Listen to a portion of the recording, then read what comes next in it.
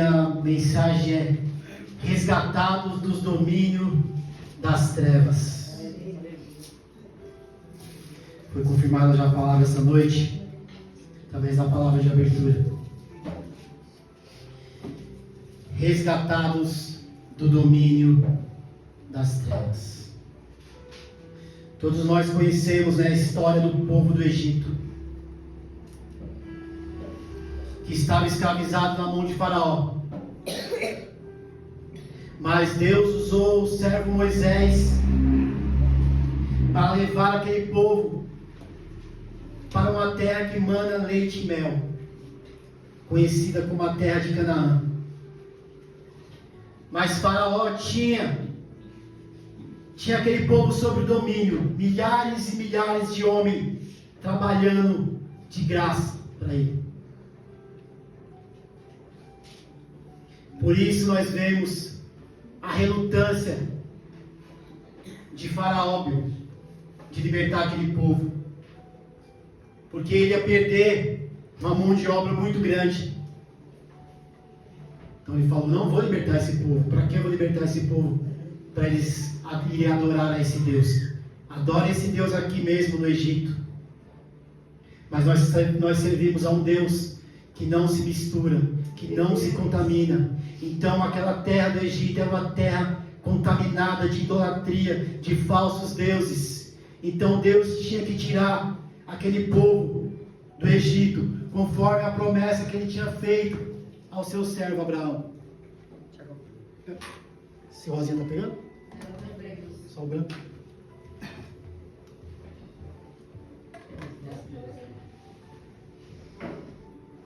Então Deus designa Moisés como libertador do povo, para tirar aquele povo da mão do Faraó, pois aquele povo estava dominado, sob o domínio daquele homem, escravizado pelaquele homem, pelaquela nação.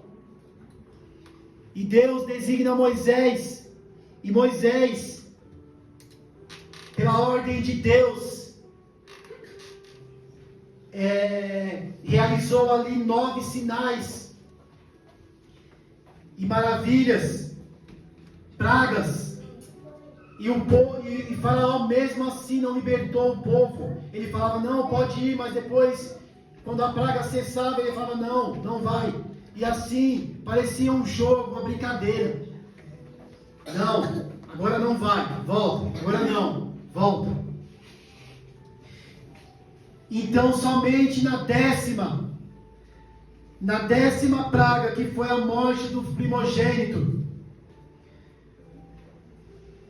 dos filhos do Egito, do povo do Egito, que morreram, aí sim Faraó libertou o povo da escravidão. Mas mesmo assim, passando um tempo, ele ainda voltou a perseguir o povo. E assim nós conhecemos que o povo teve que atravessar o Mar Vermelho, e só assim que o povo que os egípcios, por Faraó, pararam de perseguir Israel. A libertação de Israel aponta para nós. Outrora nós estávamos escravizados pelo poder do pecado, mas Cristo nos libertou do domínio das trevas e nos transportou para o reino da luz. Assim como o povo foi resgatado e redimido, eles tiveram o perdão dos seus pecados através dos sacrifícios que pela lei era requerido. Nós temos o perdão dos pecados através de Cristo.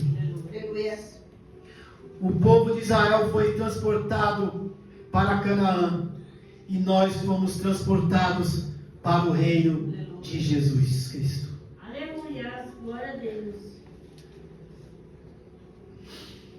Colossos era uma cidade muito influenciada por diversas religiões, por filósofos como Platão, como Sócrates, pela própria religião dos judeus, por religiões pagãs. E agora, nessa cidade, chegou o cristianismo. Eles conheceram o cristianismo. Mas na nossa religião, nosso cristianismo, nós sabemos que o único cabeça é Cristo. Aleluia. As outras religiões podiam ter mistura. Podiam ter adorações a outros deuses e tudo que eles queriam acrescentar. Mas no cristianismo não. Nós adoramos apenas o único Deus. Através de Jesus Cristo. Que é o cabeça da igreja. E essas igrejas plantadas lá em Colossos corriam grande perigo, irmãos.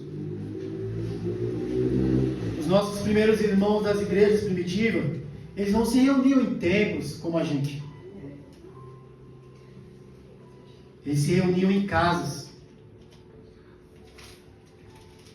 Aqui na própria carta aos Colossenses, no capítulo 4, verso 15, fala assim: saúde os irmãos de Laodiceia, bem como Nifa, e a igreja que se reúne em sua casa. Depois que essa carta for lida entre vocês, façam que também sejam lida na igreja dos laodicenses, a quem vocês igualmente leiam a carta de Laodiceia. Essas cartas, irmãos, a qual o apóstolo Paulo ele escreveu, elas circulavam entre os irmãos, né? Porque todas essas cartas, ela tem um conceito doutrinário de ensinamento para os cristãos, para os novos convertidos. Então essa carta de Colossos mesmo, Paulo fala que quando eles terminassem de ler, quando essa carta terminasse de circular lá, eles tinham que mandar essa carta lá para Laodiceia, uma outra cidade.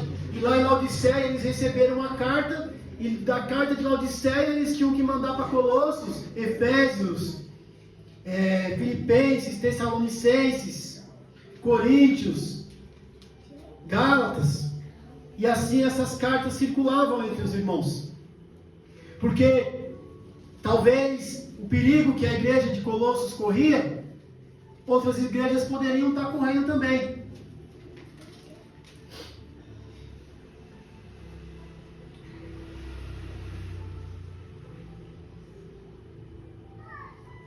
E qual é o perigo que essa igreja de Colossos corria?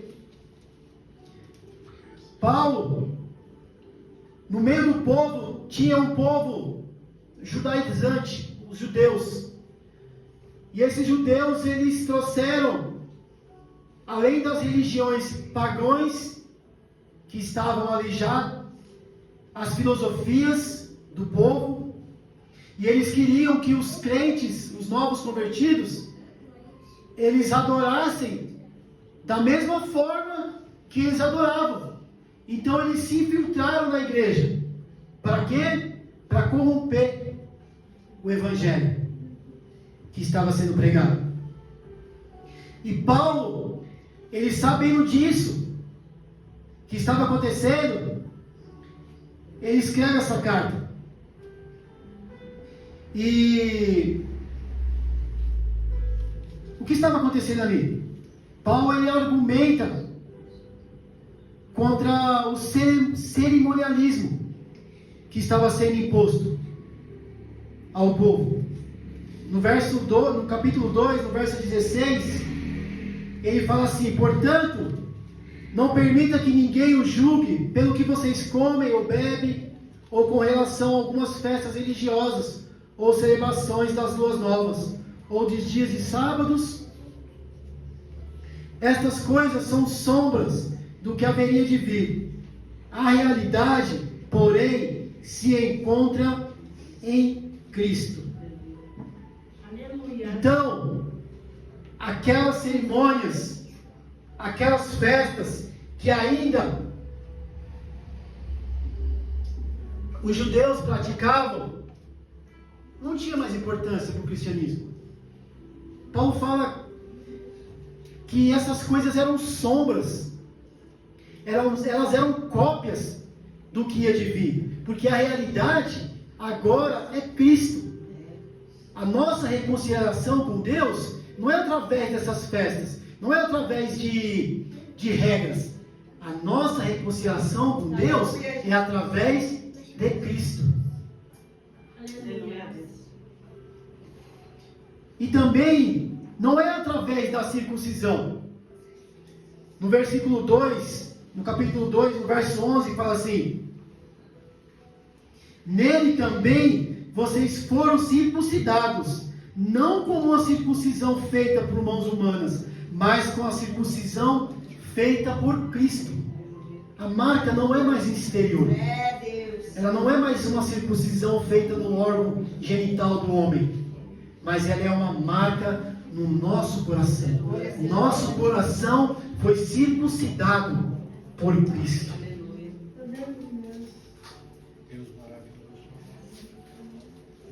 Também não é pelo asceticismo, uma filosofia de vida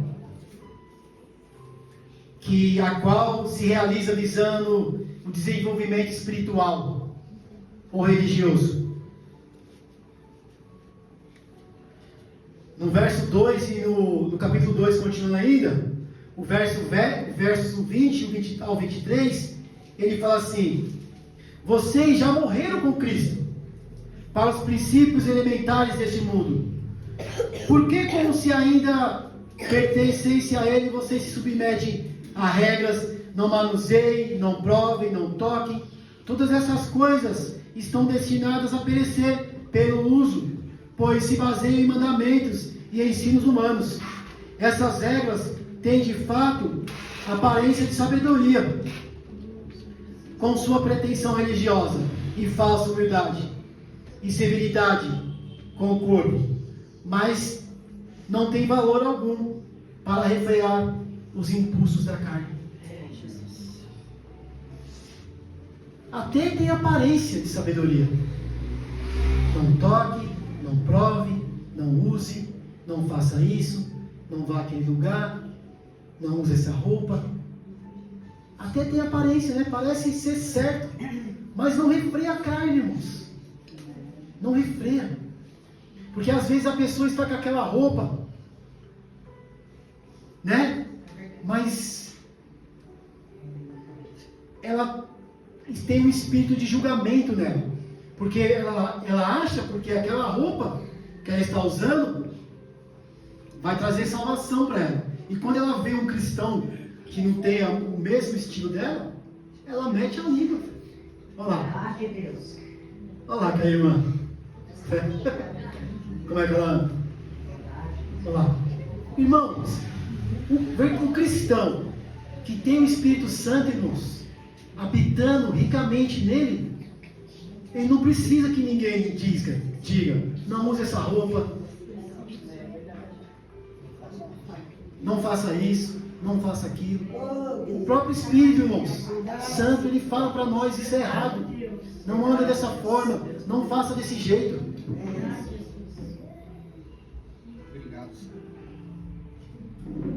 Também Paulo estava preocupado, porque o povo estava sendo induzido à adoração a anjos. No verso 2, no capítulo 2, no verso 18, ele fala assim: não permita que ninguém que tenha prazer numa falsa humildade e na adoração de anjos os impeça de alcançar o prêmio. Tal pessoa conta detalhadamente suas visões em sua mente carnal e a torna orgulhosa. Conhecimentos secretos, irmãos, que só alguns crentes tinham, categorizando e dividindo a igreja. Não estou falando que ninguém possa ter visão, irmãos, aqui. Não estou falando isso. Mas esses homens, eles estavam levando o povo à adoração de anjos. Eles tinham visões falando que não é só a Deus, a Jesus Cristo que você tem que adorar, mas você tem que adorar aos anjos também. Paulo, ele refuta que mesmo que um anjo, e até Paulo ele mesmo pregar outro evangelho, que não seja o evangelho de Cristo, que seja anátema, que seja amaldiçoado, irmãos. Não existe outro evangelho a não ser o evangelho de Jesus Cristo. Aleluia. Não existe. Resgatados do domínio das trevas, irmãos. Ele nos resgatou.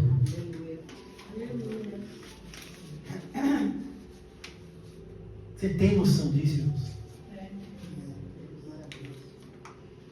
Paulo ele fala que no verso 13, pois ele nos resgatou do domínio das trevas, irmãos, e nos transportou. A palavra resgatou aqui significa livrou do perigo e da destruição, irmãos. Porque anteriormente, irmão, nós andávamos sobre o domínio das trevas. Só que nós mesmos, nós não sabemos, irmãos, que estávamos sendo dominados. Quantas maldades nós fizemos. Quantas vezes o inimigo nos usou, irmãos.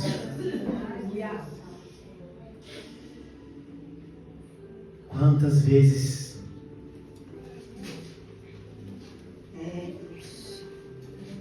verso 3, 7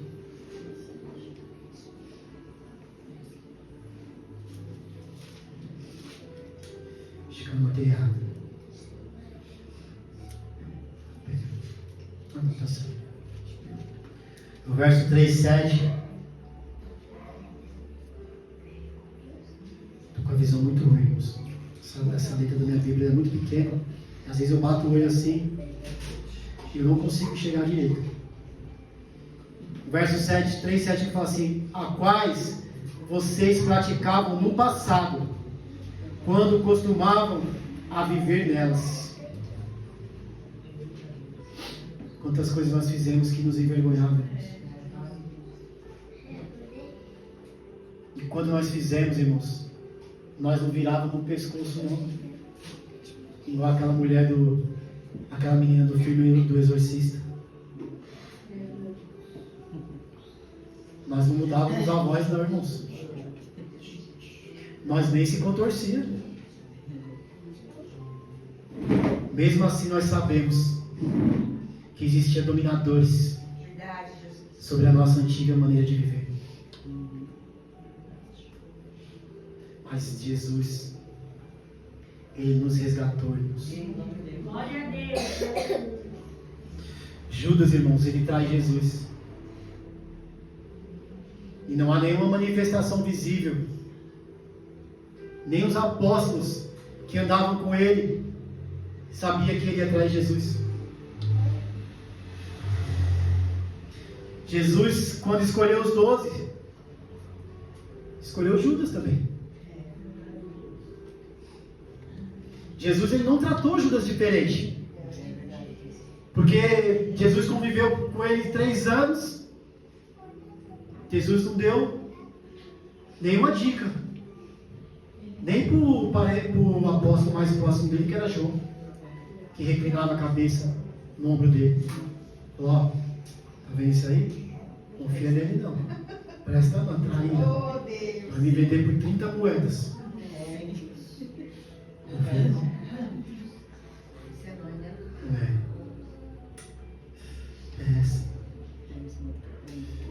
Imagine Jesus ali lavando os pés dos 12 discípulos,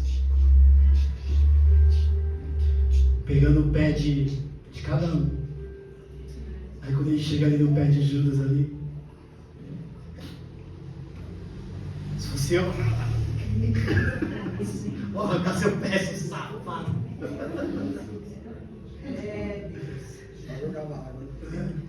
Ali, pode ler. Olharia ali, né? Jesus talvez lavando os pés dele ali. Não olhando, né, Bill, olhando para Ele fixamente, não olhando com desprezo, não olhando com ódio, mas com um olhar de ternura. Eu te amei tanto, te amei tanto, Deus maravilhoso. te amei tanto, igreja, Deus poderoso. te amei tanto, e você vai me trair. Deus. Te amei tanto, Luciano, que você vai me trair. Você vai me trocar por qualquer coisa. Deus Todo-Poderoso, aleluia, Jesus. Aleluia. Glória, glória a Deus. Aleluia, Jesus. Outrora, irmãos, nós éramos trevas, mas agora Ele nos trouxe para a luz. Glória a Deus. Aleluia. Então, irmãos, se outrora nós não enxergamos o pecado, é porque nós estávamos mortos. Mas agora recebemos vida, juntamente com Cristo. Não há mais desculpa para vivermos em desobediência. A palavra é viver uma vida santa e pura, que dê frutos. Efésios 5, 8. 5, 8 ao 13 diz assim. Tem que ser rápido. Porque outrora vocês eram trevas, mas agora são luz no Senhor. Viva como filhos da luz, pois o fruto da luz consiste em toda bondade, justiça e verdade. Aprendam a discernir que é agradável ao Senhor. Não participe das obras infrutíferas das trevas. Antes exponham na luz, porque aquilo que eles fazem oculto, até mencionar, é vergonhoso. Mas tudo que é exposto pela luz torna-se visível, pois a luz torna visível todas as coisas. Glória a Deus.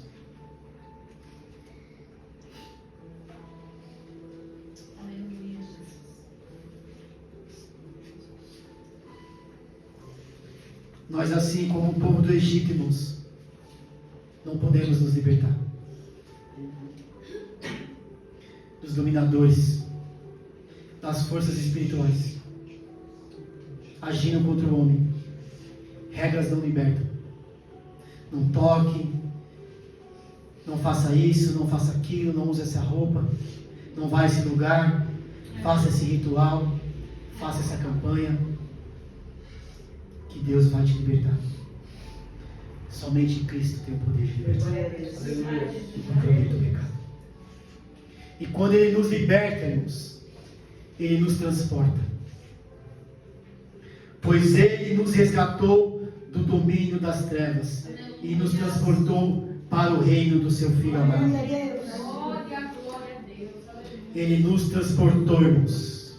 O verbo transportar é usado para escrever deportação. Descrever deportação. Quando um estrangeiro, irmãos, ele está em um país e ele comete algo, ele está ilegal ali, o país tem que deportar ele. Então ele é obrigado a sair dali.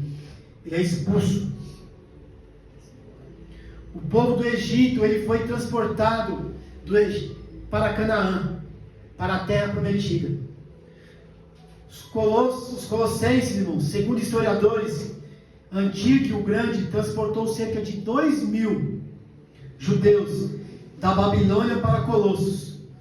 Quando Paulo usa essa palavra, os colossenses já imaginavam o que Paulo queria dizer, pois muito eram descendentes de judeus que passaram por essa experiência. Quando reinos eram conquistados, o povo derrotado geralmente eram transportados de uma terra para outra, para ali serem escravos e subjugados.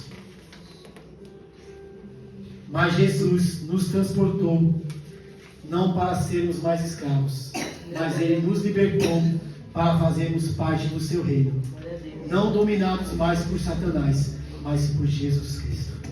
Aleluia. Glória a Deus. Irmão, se agora que pertencemos ao reino da luz, agora nossos olhos foram abertos, somos convertidos das trevas para a luz e do poder de Satanás, não podemos mais deixar ser dominados novamente pela nossa maneira antiga de viver.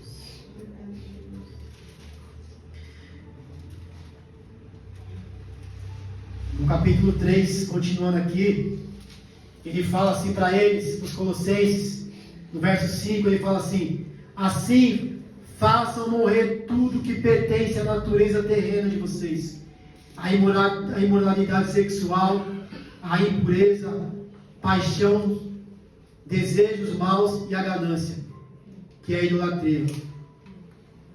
E é por causa dessas coisas que vem a ira de Deus sobre os que vivem na desobediência, aos quais vocês praticavam no passado, quando costumavam viver nelas. Mas agora abandonem todas estas coisas: a ira, a indignação, a maldade, a maledicência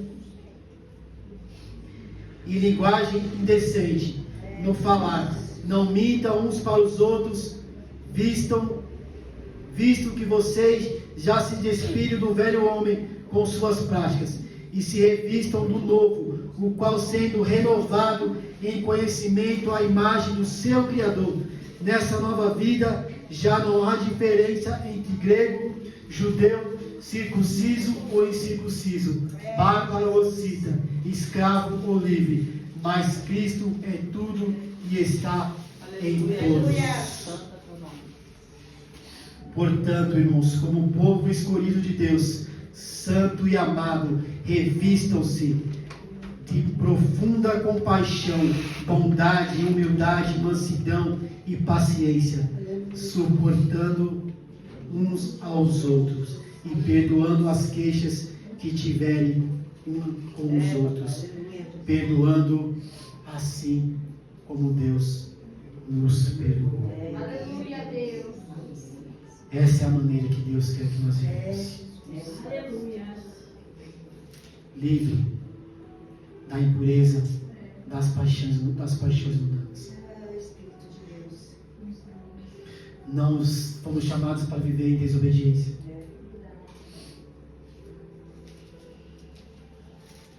Pois o nosso dever agora, irmãos, é vigiar. Irmãos, aquele que está de pé, cuide para que não caia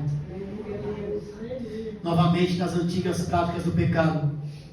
Nós podemos orar, sim, esse é o dever do cristão. Mas se não vigiarmos, irmãos, caímos. Irmão, você acha que o inimigo desistiu? Por isso temos que permanecer firmes, irmãos.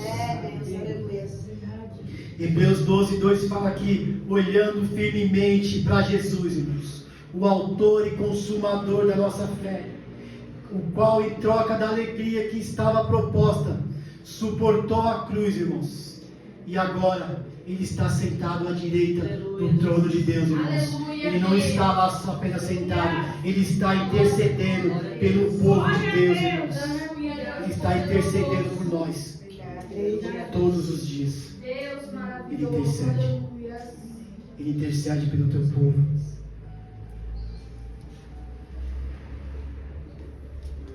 Ele nos redimiu, irmãos. 14, no verso 14 fala assim: em que temos a redenção, a saber, o perdão dos pecados. Esse termo significa libertar um preso mediante o pagamento de resgate. Cristo pagou com sua própria vida, irmãos. Não para Satanás, irmãos. Não para Satanás. Que Ele pagou esse resgate. Foi para o próprio Deus. Apocalipse 5:9.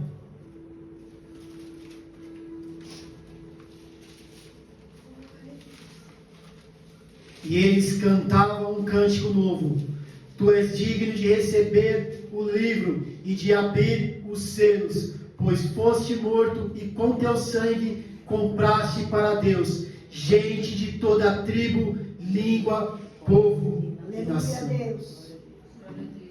Nós fomos comprados para Deus. Cristo cumpriu todos os requisitos da lei. A morte de Jesus não foi uma exigência de Satanás. mas do próprio Deus. Sangue de bois e de bodes não satisfazem a ira de Deus, irmãos. Se fosse assim, Cristo não precisaria vir ao mundo. Em Gálatas diz que Cristo nos redimiu da maldição da lei. Pois está escrito: maldito todo aquele que for pendurado no madeiro. A exigência era um cordeiro, sem mancha e sem mácula. E foi o precioso sangue de Jesus. Não foi por prata e nem ouro ou coisas corruptíveis que nós fomos redimidos, irmãos, da nossa antiga maneira de viver. Tito 2,15, eu vou ler bem rápido porque o tempo já se avança. Tito 2,15 fala assim, 2,14, desculpa. Ele se entregou por nós, a fim de nos remir de toda a maldade e purificar para si, irmãos, mesmo um povo particularmente seu, dedicado à prática das boas obras. Um povo zeloso de boas obras, irmãos. Cuidadoso, disposto para as boas obras. Irmãos, somos salvos para as boas obras. Não fomos salvos para permanecermos estagnados. O preço da nossa salvação foi pago no Calvário. Precisamos nos apropriar pela fé em Jesus Cristo. Somos libertos, irmãos. Aleluia, glória a Deus. Ele nos perdoou, irmãos. Estou terminando já, igreja. Mandou embora. Cancelou a dívida. Ele não apenas nos libertou e nos transportou do reino das trevas para o reino da luz, como também cancelou todas as nossas dívidas. Aleluia, Para que não voltamos mais a ser escravos, irmãos. Não há coisa alguma em nossa ficha que Satanás possa nos usar contra nós. Nenhuma condenação há para os que estão em Cristo Jesus. Pelas aqueles que andam não segundo a carne, mas segundo o Espírito. Aleluia, maravilhoso. Aleluia, Jesus. Mas sabe por que a igreja não cresce, irmãos? Porque nós não experimentamos o perdão. É sempre não toque, não beba, não coma, não faça esse ritual, use essa roupa. Fardos e fardos. Não há esperança. É sempre Cristo e mais alguma coisa. Era isso que estava acontecendo em Colossos. Super crentes, regras, rituais, pessoas querendo conquistar o perdão através de obras. É a graça, mais meu dízimo, mais minha campanha. Não são perdoados e não se apropriam da salvação pela fé.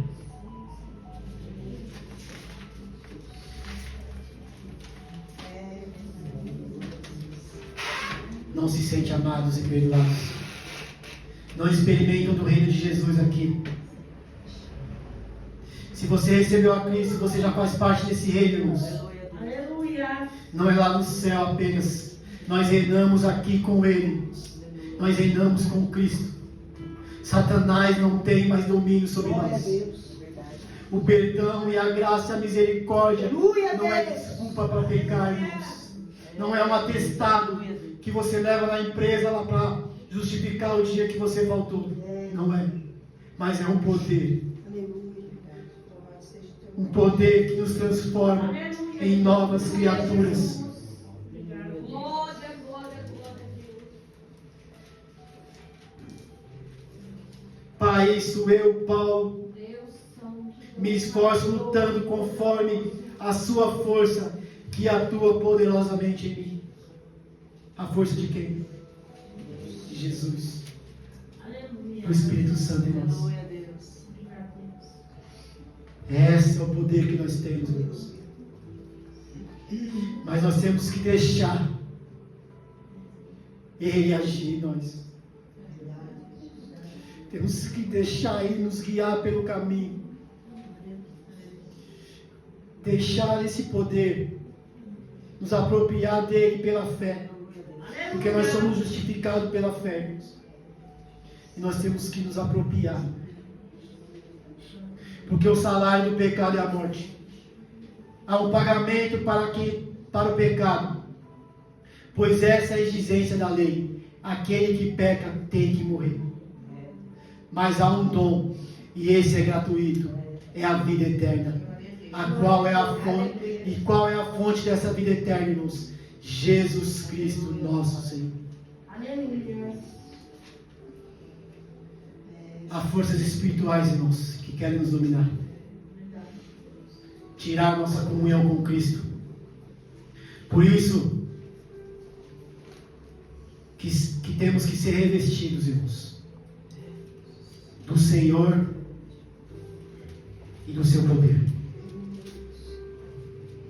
Paulo, quando ele fala da armadura de Deus lá em Efésios 6, a partir do verso 10, ele fala assim, irmãos, é muito importante isso daqui. Ele fala assim: finalmente, irmãos, fortaleçam-se no Senhor e no seu poder. Não basta apenas vestirmos a armadura, porque se nós não estivermos revestidos no Senhor e no seu poder, irmãos, nós vamos vestir a armadura igual Davi, uma armadura que não é nossa. Vamos apenas pôr a armadura glorioso Deus. E não vai servir, porque ela não pertence a nós. Vamos vestir uma armadura errada, que não vem de Deus. Agora, irmãos, que fazemos parte do reino como cristão,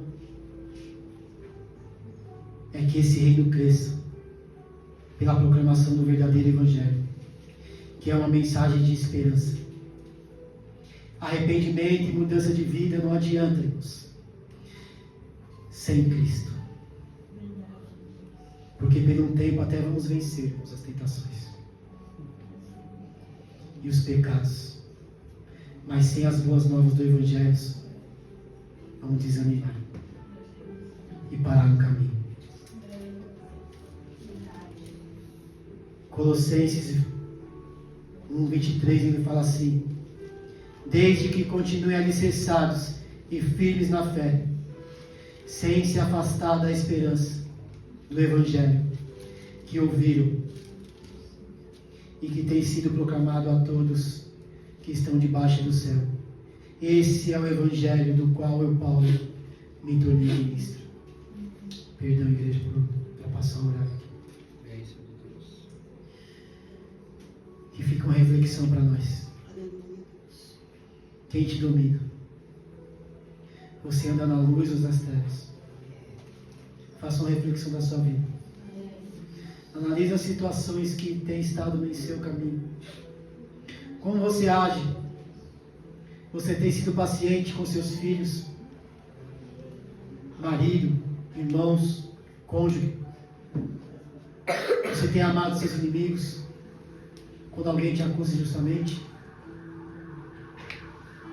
Você tem sido manso? Reflita. Em qual reino você está?